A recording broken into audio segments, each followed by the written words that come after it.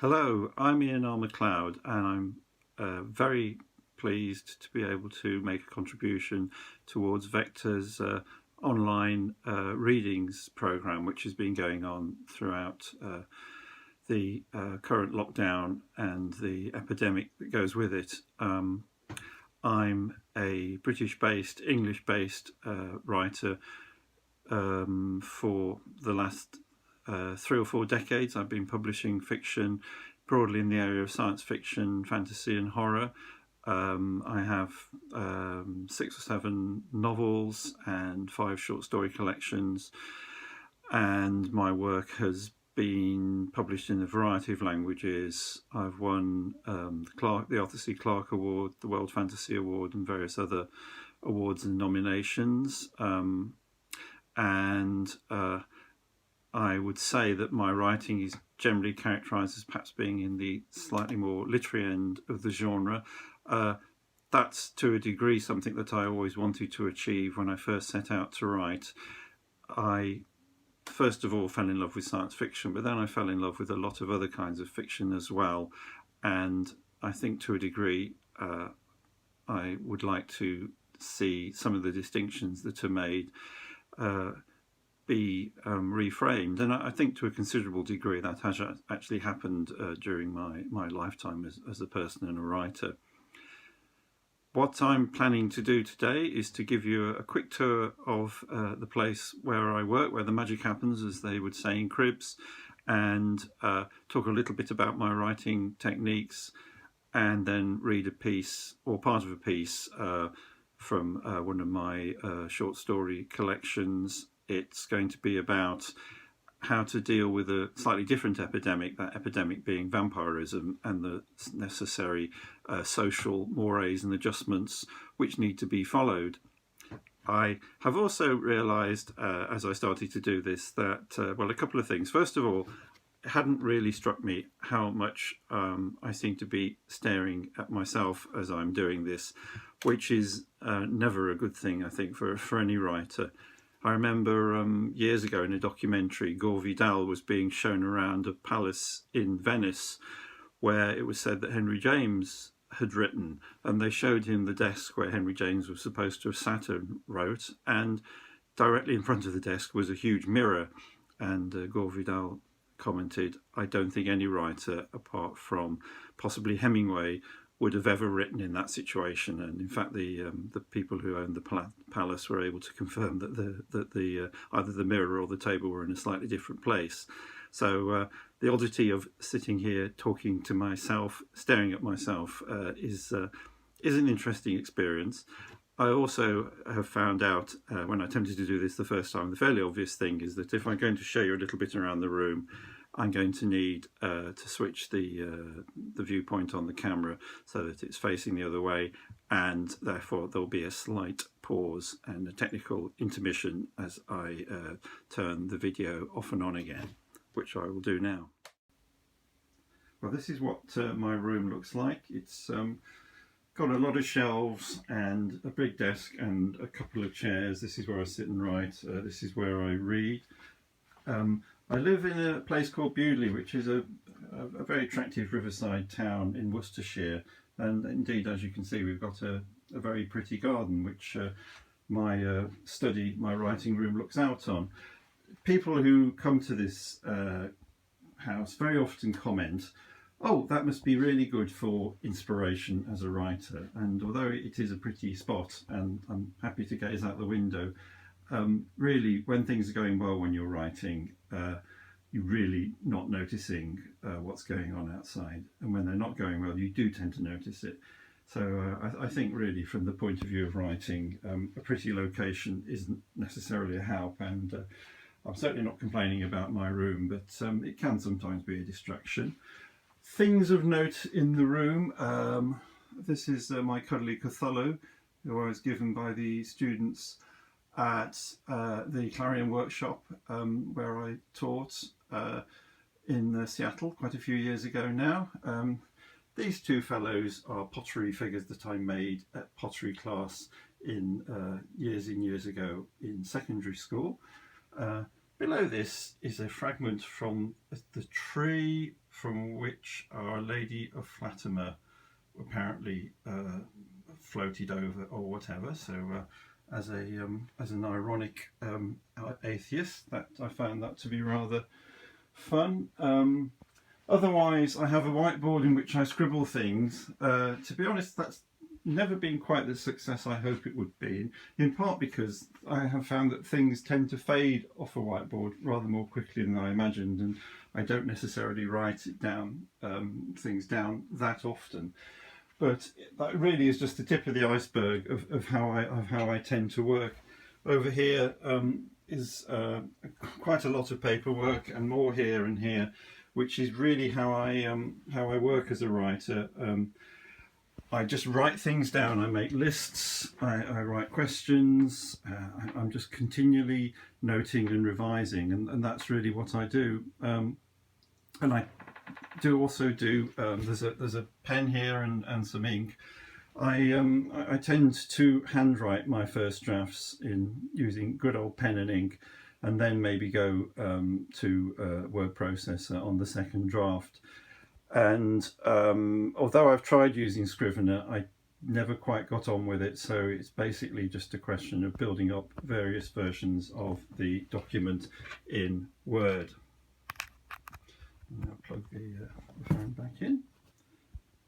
So yeah, and there's a couple of reminders, well, more than a couple, around the screen, various instructions: zoom out, more magic, less gloom, and the most important one, I think, which has stuck with me in recent years, is determination is not organisation. I think I've always been determined as a writer, but perhaps as one gets older, and also simply to keep productive, I've realised more and more that the key to inspiration and being able to produce interesting fiction, or things that interest me anyway still, is to be structured and organised.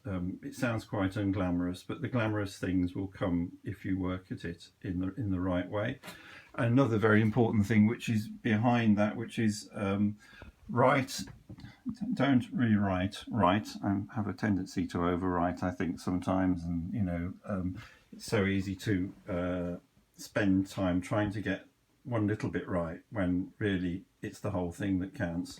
And even more importantly, it's a draft, which again is something that I constantly have to remind myself about.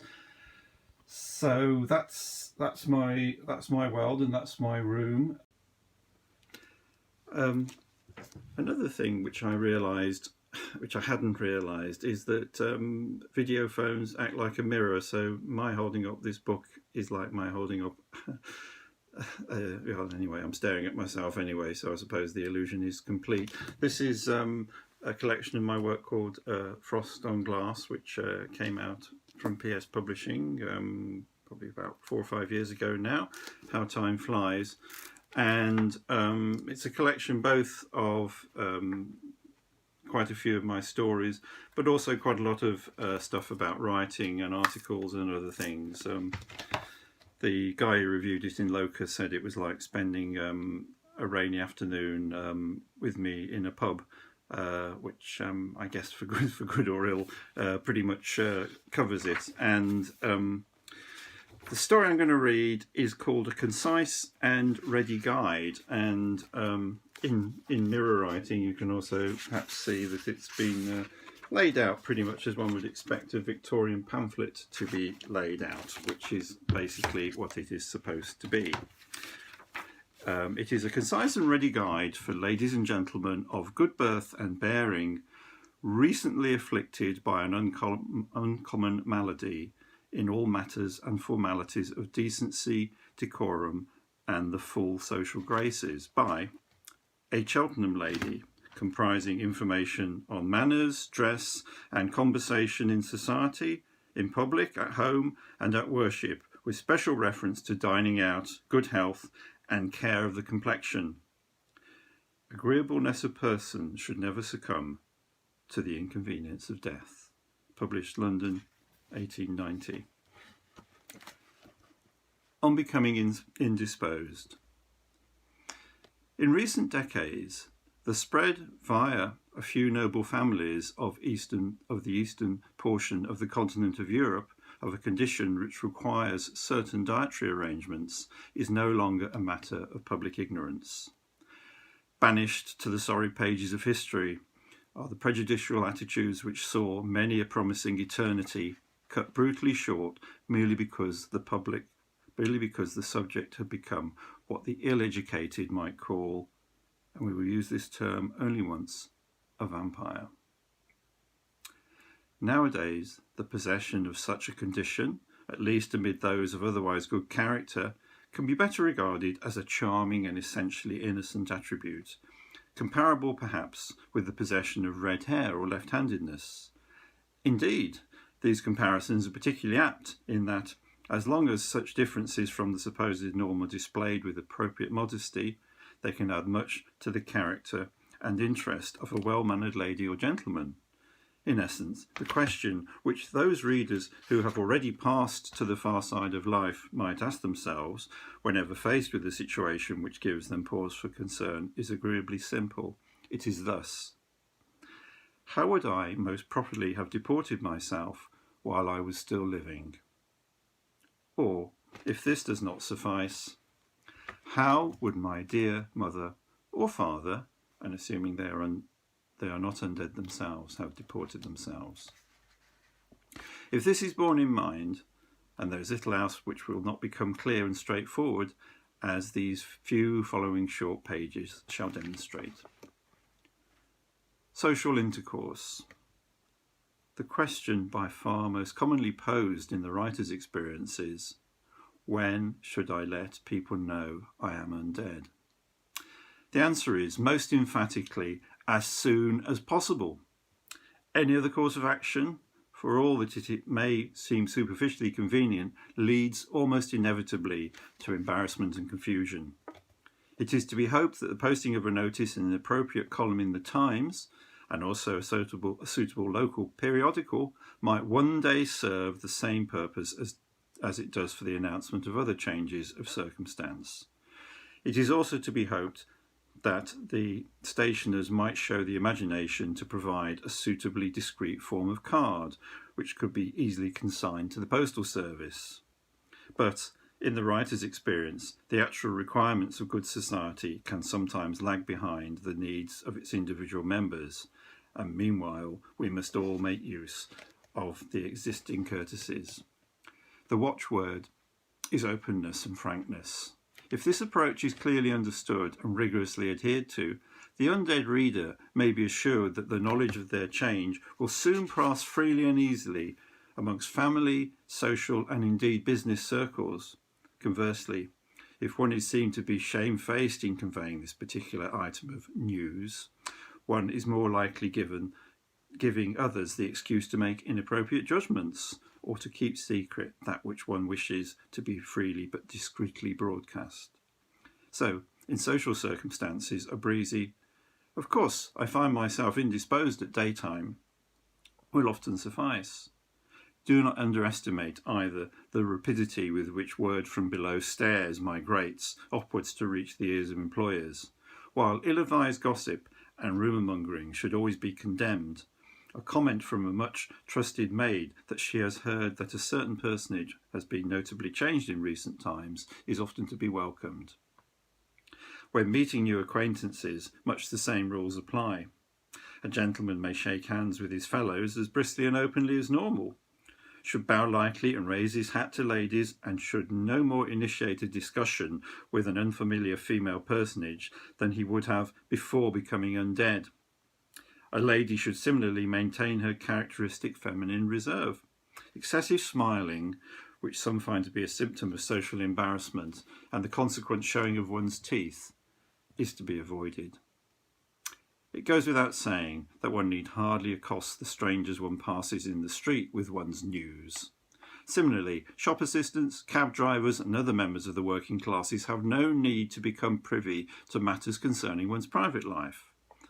If it becomes apparent that you do not need to tell them of your condition, you should do so as freely and frankly as you might ask a waiter for a fresh napkin. A short, simple statement such as, for example, I live at so-and-so, although in point of fact I am no longer alive, when you ask for your address, is these days commonly recognised amid those employed in the service industries. You should treat any lack of understanding beyond this point as a failure on their part rather than your own.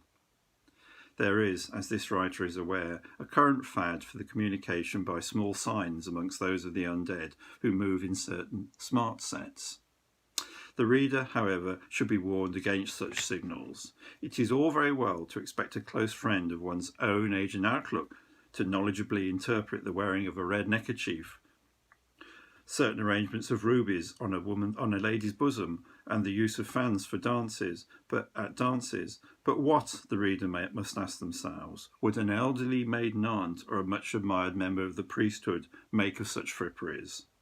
It is out of respect for these and many other less up-to-date members of good society that all supposed cleverness with regard to this condition should be avoided.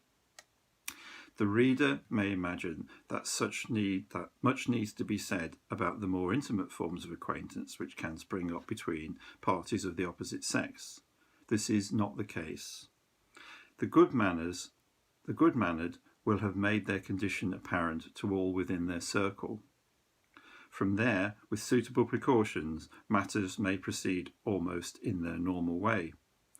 The only matter to be emphasised, and this cannot be stressed more strongly, is that any lady or gentleman of proper breeding must be as absolutely clear in this particular matter as they would in all other questions such as breeding, religious persuasion and family background. Nor should the reader ever consider entertaining a member of the opposite sex without a chaperone being present. One need hardly speculate about the misunderstandings which could otherwise arise. Dining and visiting. First of all, it is clear that no personage of good breeding would ever cross the threshold of a house without being invited. Thus, this supposed old chestnut can be easily consigned to the fires of ill-advised speculation. When it comes to entering the dining room, however, the undead reader may find the situation more taxing. It is, one would have thought, the most commonly understood fact about the condition that we do not obtain our sustenance in the manner of the living. On that basis, one would have thought that ill-advised attempts to serve rare beef, ruby wine, or, heaven forbid, blood pudding would have long ceased. Sadly, the writer must report that this is not the case. One can imagine, at least at a stretch, a circumstance wherein a society hostess might invite a Hebrew or Muslim to her table. Surely they would then ensure that roast pork was not served. Is there not, then, a precise parallel with the current fad for serving foreign dishes doused in garlic at the English table? It is to this writer's considerable frustration that the situation at the dinner table is still not as clear-cut as it might be. The situation can only improve, but to be clear to those living readers who still appear to need the matter explained, the whiff of blood at the dining table is as disturbing to those of our disposition as might the scent of a gazelle be to a lion on the plains of Africa. I would recommend that the considerate hostess provides a well-cooked fish and possibly new baked bread and fresh fruit when the undead are at table, all of which will be enjoyed by the living, while we who cannot partake can admire the fare much as one would admire a still-life Dutch painting.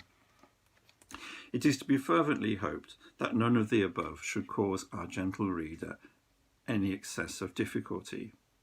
If one does find oneself faced, perhaps, by an ill-considered slice of liver served in a pool of its own blood upon a silver salver, one can only remind oneself that the hunger which this spectacle engenders cannot be satisfied by it. At least, not unless the liver is human, which at polite tables is unlikely. If these thoughts are not enough, one should politely excuse oneself for a few moments. No hostess worthy of merit will ever question a guest's need for a moment's contemplation in a darkened room. Finally, it is unlikely that any reader at visit will have to contend with unwanted shows of religious impedimenta, such as displays of crucifixes or carelessly disposed troughs of holy water, as we English do not practice the excesses of the Latin races. Again, though, should such a situation occur, a swift withdrawal rather than an excessive and unnecessary display is all that is required. Explanations, should they still be necessary, can be given later when the moment of horror has subsided. At worship. Churches and consecrated ground of all kinds are best avoided. Should invitations arrive pertaining to occasions such as weddings, funerals or christenings, they must be refused briefly and politely. Over-elaborate excuses are attention-seeking and invite unnecessary further speculation.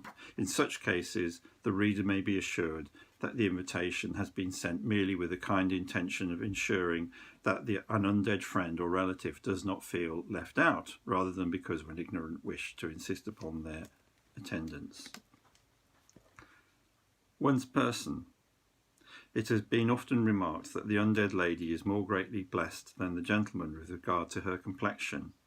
Even to the most critical eye, a fine pallor combined with ruby red lips and flashing eyes can only be regarded as appealing. Many a so-called English rose would happily die to acquire such a fine appearance. Indeed, many have. There is no need to make any change to one's wardrobe.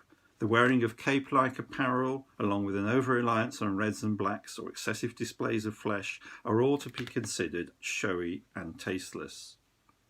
It may be a small sadness to the reader that they can no longer confirm their appearance by reference to a mirror. This can be easily mitigated, however, by the knowledge that the undead are likely to find themselves more complimented on their looks than in their lifetime. Should any small disarrangement of a lady's toilet occur in a social situation, the reader may be assured that the same signals which any considerate companion might give to the living will still be forthcoming. A few minutes' retirement to rectify the problem with your attending maid is all that is required. For the gentleman, the situation is admittedly more complex. With regard to the absence of any reflection, the writer has heard male personages lament how they missed the opportunity to shave themselves, although most will have few problems delegating such chores to their valet. The greater issue concerns the pallor of complexion. What appears charming and delicate upon one sex may easily become sinister and threatening upon the other. To return to the question of shaving, however, the simplest solution is to offer to masculine readers is to sport a set of side whiskers, a moustache, which if gentlemen may also help to disguise any unwanted displays of toothiness, or even a full beard. On obtaining sustenance. It is to be feared that some ill-educated and sensation-seeking readers will have slipped directly to this section. They will, however, most certainly find themselves disappointed. It goes without saying that the well-bred undead gentleman or lady would never consider making an unwarranted advance to any of the living who are of similar or higher standing to themselves, no matter how enticing that idea might occasionally seem. Even a direct invitation should be treated with extreme circumspection. It is as well to inquire, for example, whether the person has fully consulted their elders and superiors, and what their reaction to this suggestion might be. Might this writer even humbly suggest that the approach regarding this subject be responded to with a suggestion that the interested party first publish and peruse a copy of this very pamphlet? It is becoming increasingly common for undead personages of good standing to advertise in publications in the provinces for what are usually referred to as comministers or red nurses. These creatures, who are invariably drawn from unfortunate backgrounds, thus have the privilege of spending a few delightful months living in a well-established household, enjoying good bed, plenty of food and rest, and the frequent companionship of their, dare one say, generally considerate and charming sponsor, until they eventually sucked dry. Many happy short-term relationships have thus ensued. This writer can only recommend this arrangement and merely suggests that a little prior training in the arts of conversation, hygiene and home dwelling can make the experience even more enjoyable for both sides. Of course, such creatures can never be exposed to the glare of good society. Another alternative, at least if one is caught short, are various night cafes which have sprung up in many of this nation's great cities. Currently, these establishments can often leave much to be desired, but it can only be hoped that a system of registration and inspection will soon be introduced by the authorities to bring this arrangement fully into the modern age. Need it be said, finally, that informal dining by its nature informal, and can scarcely be expected to involve the niceties of fine social occasions. For the undead, such areas as the East End parishes of London, Little London in Leeds, or Digbeth in Birmingham can be seen much as the cook of a great house might see her lower cellar. She would certainly not wish to invite her master and mistress to come with her on her visits, but nevertheless she knows that this is where much useful sustenance can be stored. Further discussion of this subject lies outside the scope of this pamphlet. On exposure to sunlight. Shutters are easily installed and heavy blinds and curtains are available in all good drapers.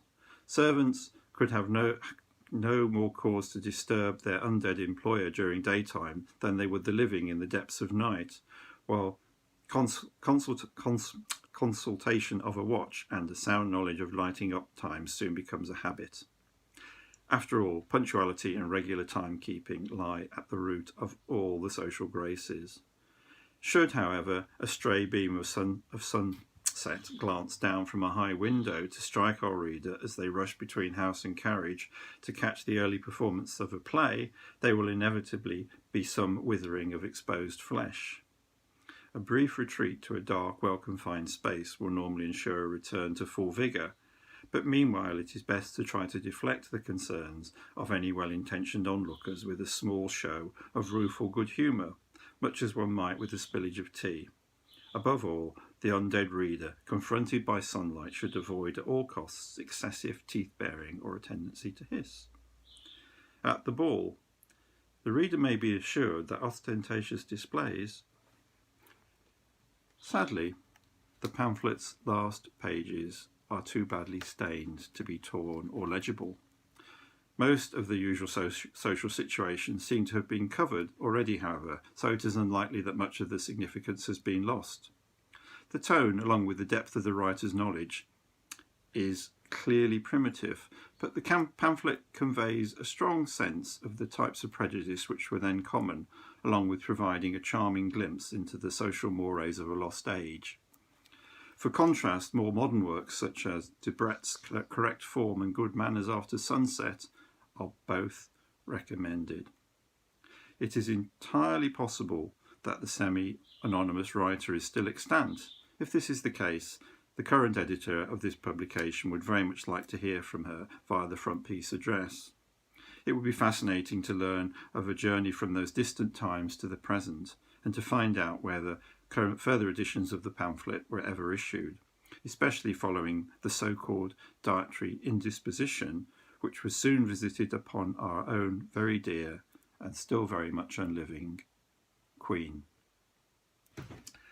Well, thanks. That's a concise and ready guide, and I hope everybody's good manners, both before and after sunset, are well maintained, and that we remain very much in the living side of the undead spectrum.